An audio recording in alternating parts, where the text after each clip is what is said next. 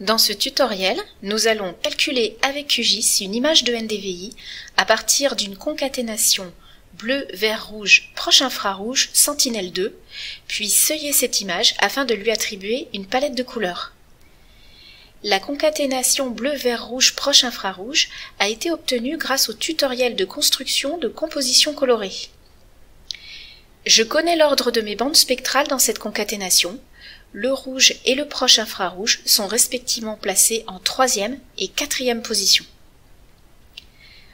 Je vais commencer par opérer le calcul du NDVI à partir de cette image. Pour cela, je vais utiliser la calculatrice raster GEDAL disponible dans la boîte à outils QGIS.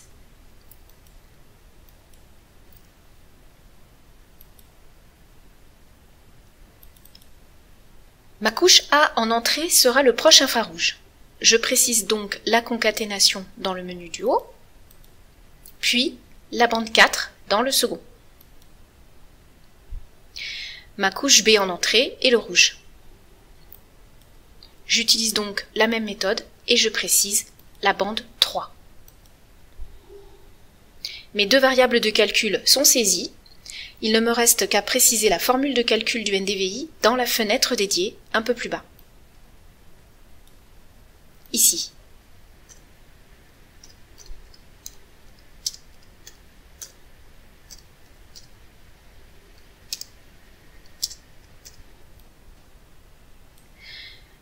Je m'attends à obtenir des valeurs réelles décimales comprises entre -1 et 1. Le type de données float32 est donc bien adapté à ce calcul.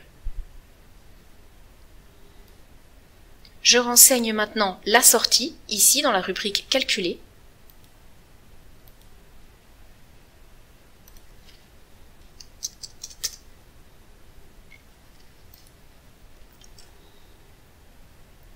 Mon calcul de NDVI est maintenant prêt à être exécuté.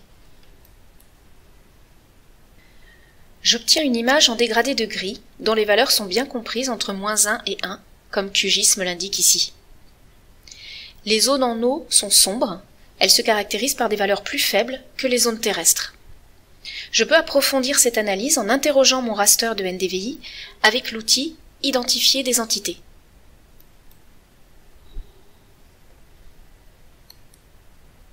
Les zones en eau semblent présenter des valeurs systématiquement négatives. Les zones terrestres ont quant à elles une valeur de NDVI positive. Les zones boisées se caractérisent par des valeurs très élevées, proches de 1.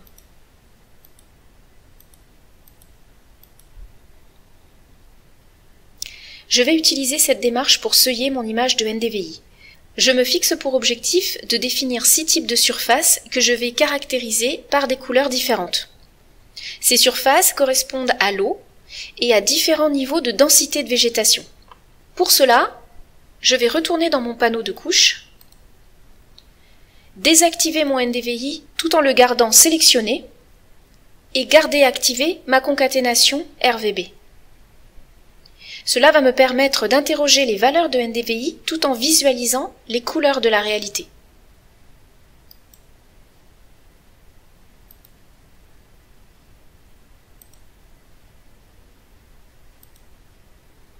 Mon objectif est de définir des valeurs seuil de NDVI pour chacune de mes 6 classes. Une fois mon investigation terminée, j'obtiens ces valeurs d'intervalle. Je vais répercuter ces valeurs dans la symbologie de la couche raster NDVI. Pour cela, je vais aller dans les propriétés de la couche, rubrique symbologie. Tout d'abord, je vais commencer par passer d'un type de rendu bande grise unique à pseudo-couleur à bande unique. Je vais ensuite changer ici le mode d'interpolation. Je passe d'une interpolation linéaire à une interpolation discrète. Un dégradé de couleur par défaut m'est proposé, mais je vais pouvoir intégralement le personnaliser.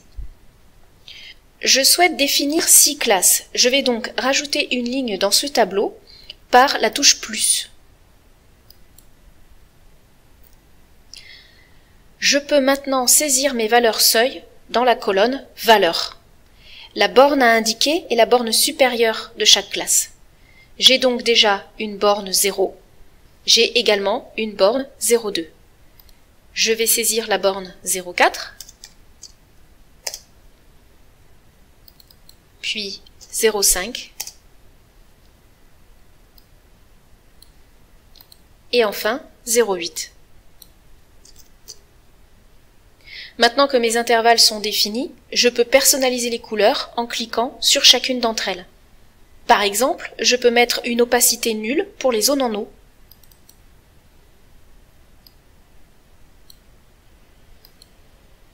Je peux ainsi reprendre chacune de mes teintes de couleurs pour les faire correspondre au type de surface de l'intervalle. J'ai maintenant terminé le réglage de mes couleurs, je peux donc le valider pour l'appliquer à mon image de NDVI. J'observe mon seuillage en zoomant un peu. Je le compare avec ma concaténation. Si je constate que certaines délimitations de surface sont approximatives, je peux faire quelques corrections en revenant dans les propriétés du raster et en ajustant un peu les valeurs des bornes. Lorsque c'est le cas, je peux sauvegarder ce seuillage dans un fichier de style pour le réutiliser et le recharger autant de fois que nécessaire. Pour cela, je retourne dans les propriétés du raster et je me rends dans le petit menu en bas à gauche nommé Style, enregistrer le style.